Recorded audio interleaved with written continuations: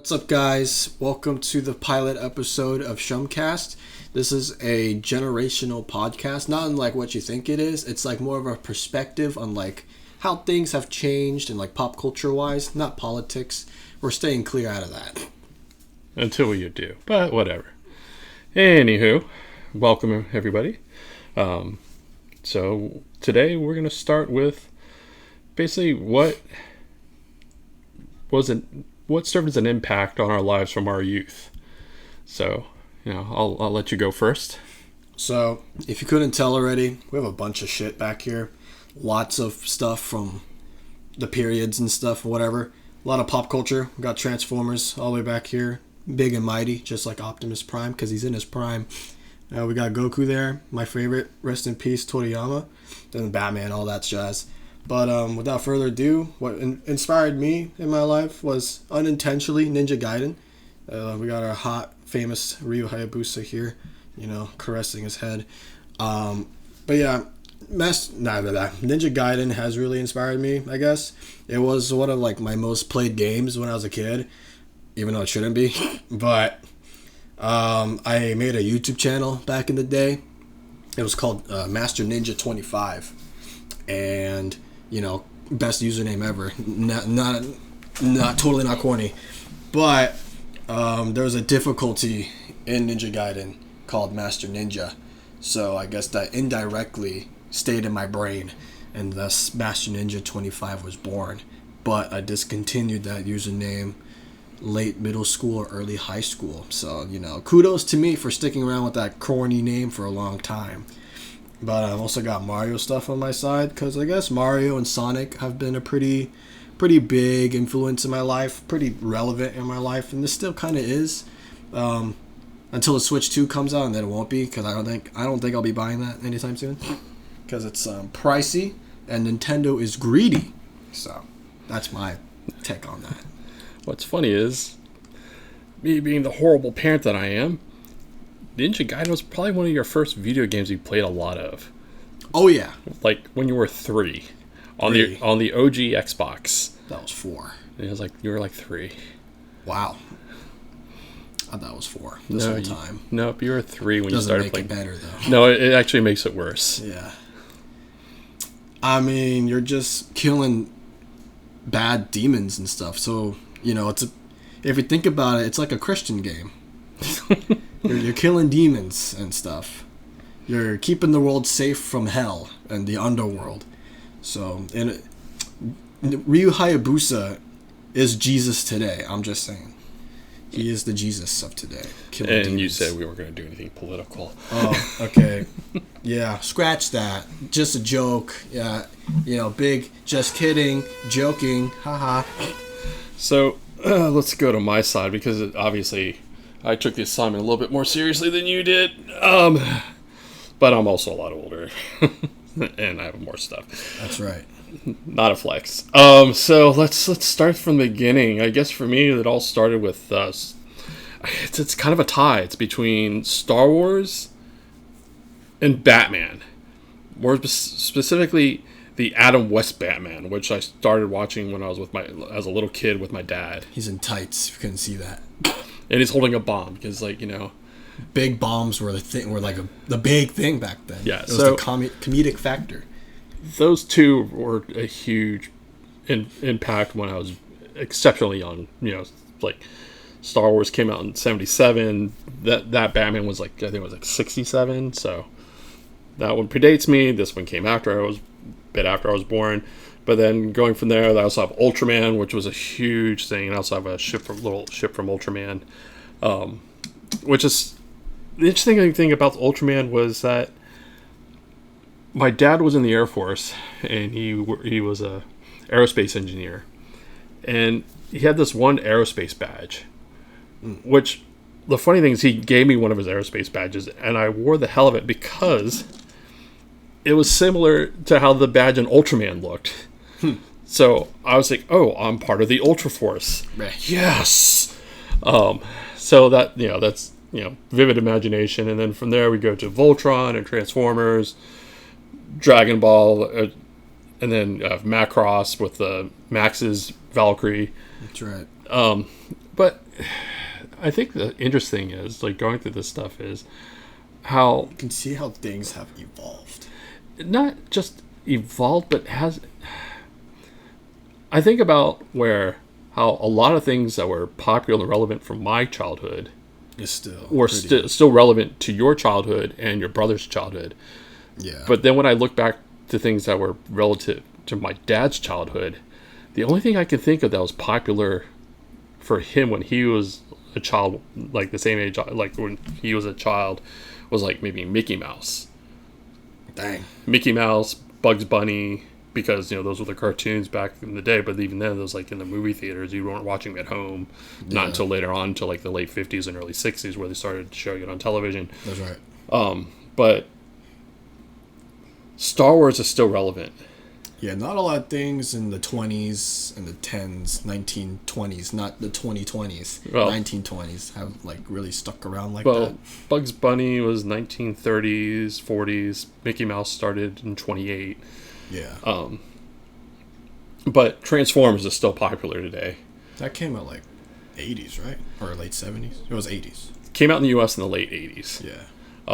The late 70s, it was Japan with a Diaclone, but that was like... Actually, maybe that was even the early 80s, too, if I remember correctly. I mean, Gundam was in 78. Yeah. But yeah, like, for me, like, Dragon Ball was 86. Ultraman came out in the late 60s. Yeah. I used to watch that one with my dad when I was a kid. He got, you know, it's like... It's funny how he introduced me to Star Wars because I wouldn't know what it was unless he took me to the movie theater.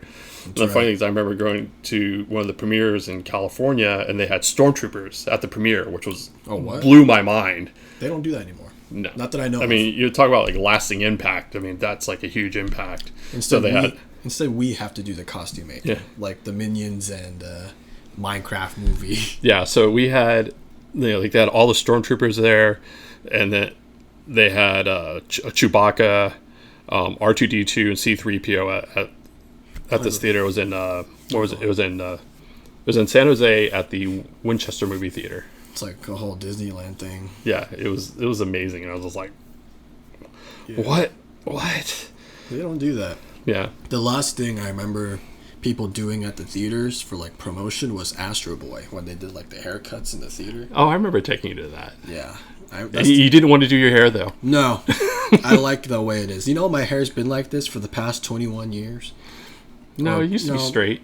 Like past 15 years. Yeah. We'll do 15 years because I didn't have as much hair as I do now as like a baby. So.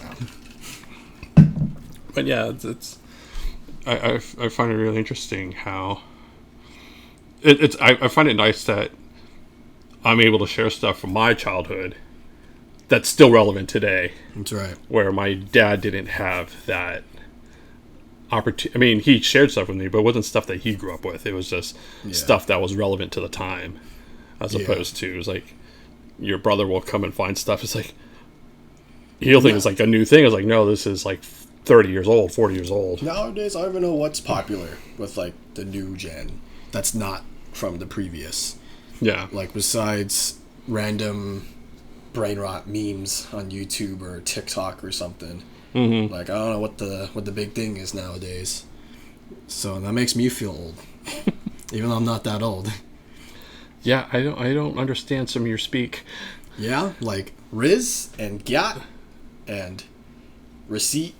I understand Riz, but some of the words you use, it's like Sigma. No, it's like I say, you want to do something, you're like bet. I'm like, okay, see, because bet, it's, you know, like you're super down, you know, even if you go all in, you know, that's how it is. With us, when you say bet, it means like prove it. I mean, it kind of is like that too. See, when you say bet to somebody from a Gen X perspective, it's like, I challenge you. Yeah, you know, they changed a lot, so people don't say lit anymore. We go for its predecessor, gas. Yeah, I can be honest, I never said anything was lit. Yeah, you see, before we and I feel awkward using the word fire even when I use it with you. Yeah, I see, before it was lit, and then it became fire, and now it's gas. Yeah, see. So, we're going back. Yeah. But yeah. But yes, it is kind of crazy how things have changed. Not by much, but you can kind of see, like, what's becoming more popular and what's sticking around. Like, Star Wars is still sticking around probably for a while now, especially since Disney bought them. So, like, it's all the Disney parks and stuff. Well, it's coming up on 50 years. Yeah, which is crazy. It's 48 years now. And it's still big and strong, despite some of the weaker TV shows. But apparently... Andor's awesome. Andor's good. I can't say it because I haven't watched it, but he's watched it. So, let me ask you this. So, like I said, the topic is, like, things that inspire... So, how has, like, Mario and Ninja Gaiden, like, how has it impacted you in terms of, like, your career or stuff you're interested in? Like, how does it motivate you? I mean, I've always wanted to make a video game, and the main topic of that game would be like a hack and slash, much like Ninja Gaiden, where you could perform cool combos, execute your enemies in a cool fashion, blood and gore. Not as much as Ninja Gaiden, probably a little tamer, but blood and gore. Just really flashy anime-looking moves that makes you feel good, makes you feel satisfied when you input that combo. It's gonna be like a fighting game and a hack and slash combined. So I wanted to make like that type of game, but I didn't go to school for that, and I wanted to become a video editor instead because I think it's more fun, and it also aligns with like YouTube and stuff. I mean, just games in general made me want to do YouTube, especially because there's back in 2014, 15, like a surge of gaming YouTubers became big, like Markiplier. He's my inspiration. If he's watching this right now, I'm a big fan. But yeah, Markiplier was a big influence for YouTube. He didn't play any of these games on his channel. It was more like indie games and stuff. But I wouldn't doubt he played like Mario back in the day, and that's like, gaming thing. But like, yeah. I think gaming pushed me to do YouTube, and then YouTube pushed me to do editing. Okay. That's how like everything fell into place. Okay. For me, it's kind of a long trip. So when I was a kid, I I think with you as well, is just started with drawing. I drew prolifically, and it's like, put up some images here, or like some of the drawings I did from when I was younger. And it's so a lot of the stuff is like, why I still have it today is like it serves as an inspiration. So, when I was trying to figure out what I want to do for career, first I thought I was going to be in the military, and that didn't work out. And then I was like, well, I was always into art.